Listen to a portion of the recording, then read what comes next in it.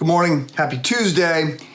Yesterday I said, hopefully by now I'd be able to talk about the Bears winning, or I'd know whether the Bears had fielded an offense. And silly me, I had failed to account for the fact that the Bears were playing Monday Night Football. So now I can say it again.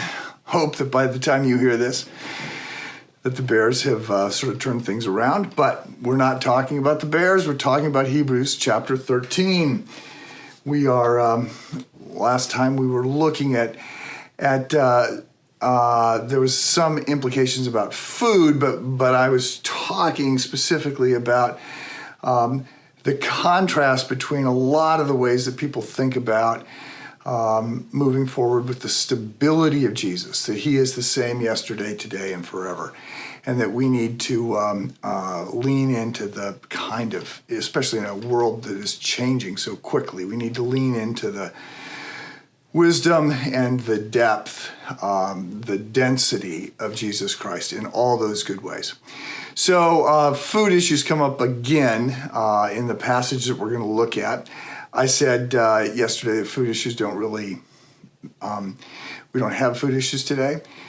Of course we do. There's lots of talk about food and about diets, but it's not, was the meat that you're eating sacrificed to idols? It's, are you a vegan or a vegetarian, or, should you be gluten-free, or the South Beach diet, Atkins diet, all these different kind of paleo diets and other things that occupy a lot of space. And then I suppose in different conversations, who's got the best burgers, or which Chicago restaurant has the best pizza.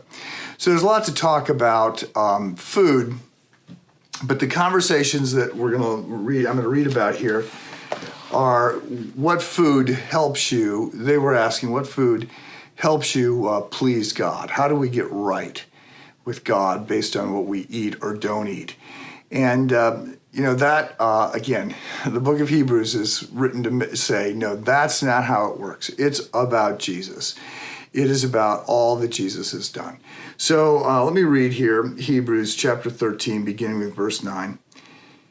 Don't be led astray by various kinds of strange teachings, for it is good for the heart to be established by grace and not by food regulations, since those who observe them have not benefited. We have an altar from which those who worship at the tabernacle do not have a right to eat. So there was a charge that Christians did not have any kind of altar, and the implication is they didn't have anybody atoning for their sins. And so the Jews, of course, had an altar in the temple, and other religions had lots of altars. And so he says, we have an altar from which those who worship at the tabernacle do not have a right to eat, right? They can't come to our altar. For the bodies of those animals whose blood is brought into the most holy place by the high priest as a sin offering are burned outside of the camp. So he's saying that they would bring these animals, this is the Jewish faith, they would bring these animals into the tabernacle, the temple, and the animals would be sacrificed. And then what wasn't completely consumed at the altar, because that was more ceremonial, was taken outside. Some of it was eaten, but then some of it, what was left over, was taken outside the camp. And this means this is the worst place. This is the dump. This is the place of where dead bodies are thrown. This is a bad place. Gehenna is actually the term. And Jesus will use that term for hell. So it's a bad place. But they take it and burned outside the camp. Therefore, Jesus also suffered outside the gate. So here's a very big point.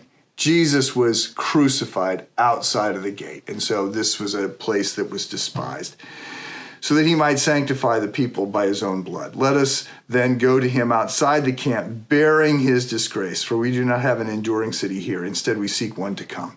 So it's just talking again about how Jesus suffered for us, and we should not be embarrassed to identify with the one who went outside the gate to suffer on our behalf. It's not about what you eat. It's not about, we would change it. It's about whether you've been baptized or you go to church or you give money, all these things. Man is religious. We're always trying to come up with rules. And what we're celebrating here in the book of Hebrews is that Jesus actually secured for us everything that needs to be secured, paying the penalty for our sins and transferring his righteousness to us. So, again, in the book of Hebrews, we are celebrating Jesus, who he is, and what he did on our behalf. Have a good day.